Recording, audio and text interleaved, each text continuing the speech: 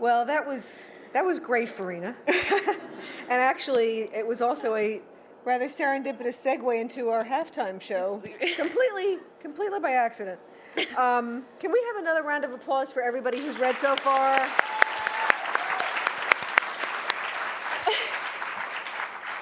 We know it takes a lot of courage to get up here, and you girls did a great job. Thank you. We've heard so many great pieces tonight, and I'm really excited to hear more in the second half of our evening. But before we get to that, Judy and I are going to share a little bit of our work. Being part of Girls Right Now means meeting up regularly for, you guessed it, writing, along with a healthy dose of gossip and exchanging sale information on Doc Martens. In order to do both more effectively, it's good to come up with writing exercises that get the juices flowing.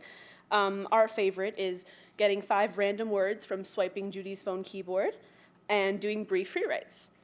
Rule 1 of these free writes is you have to stick to the 5-word, 5-minute limit, and rule 2 is disregard rule 1. We've decided to each share our favorite 5-minute free write, and I'll go first. The words used here are held, bushfire, hectic, and sunk. She stared at the chaos from the small rescue boat bouncing on the waters. From farther and farther away, the sinking ship went lower and lower into the water. People jumped off the edges for their lives. It looked like it was exploding. The whole thing reminded her of a cartoon heart beating rapidly, bursting with too much blood. She couldn't hear the rush of the boat against the water like the pressure in her shower 2 minutes before the evacuation. Just a dull pumping and what sounded like a candy wrapper crumpling in her ears. What started out as an innocent fire on the garden deck turned into a fire dragon of flames, whipping its hot tail, crawling on the wood.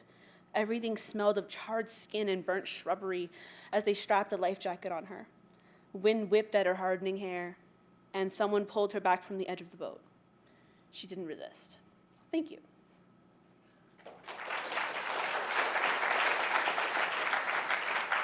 So that's pretty amazing that you wrote that in 5 minutes, and I'm a witness, I was there.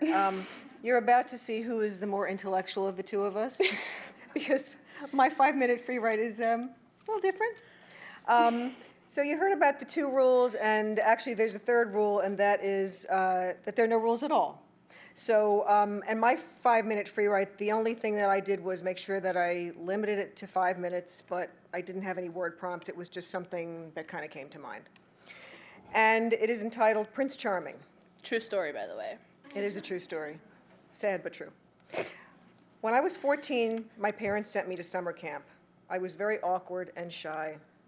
I worried about being the only one in my bunk who didn't have a boyfriend from home who would send me letters. So I invented a boyfriend. His name was Mitchell, and several months before camp, my friend Corinne and I spent one afternoon writing a bunch of letters from Mitchell that she could send me throughout the summer. Each day that summer when our mail was delivered, there was a flurry of excitement. Is there anything from Mitchell, my bunkmates would eagerly ask?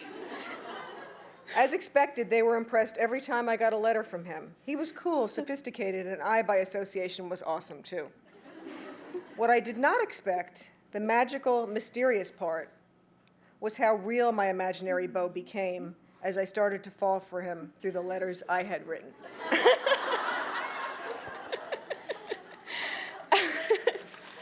Well, through pieces like these, our mentees and mentors build deeper bonds through writing as well as other things. In our case, as Farina mentioned, we both happen to be really fond of badly written, lowbrow Lifetime movies about killer nannies. Okay, so true story. Clearly, we have much more lowbrow taste than some other people in the audience. True story. Last Saturday, that's a really good one. I get mixed up with the names, but yes, our favorite genre is about killer nannies. And last Saturday, I was home with my husband, and I put on the Lifetime channel to see what was going on. And one of my favorite nanny movies was just about to start. I think it's called Killer. Was it Killer Nanny? No, it was The Perfect Nanny. Oh, The Perfect Nanny. Is that one? Okay, Killer Nanny is the one with the axe. I think. Yeah. Okay. And my first thought was, oh my God, I have to text Mikey and tell her this is on. Because I had actually seen this movie twice before, and it's really a good one. So I texted her, and she said, oh, I just got up 20 minutes ago. I'm watching.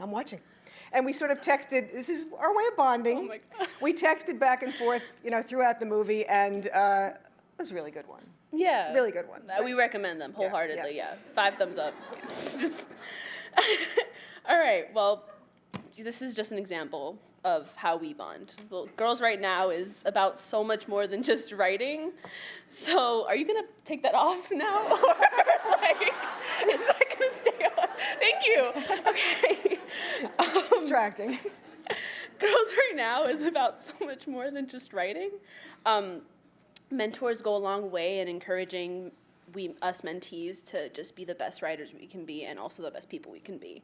So on behalf of all the mentees in the room right now, I would like to ask you guys to give them a round of applause for our mentors because they're so amazing.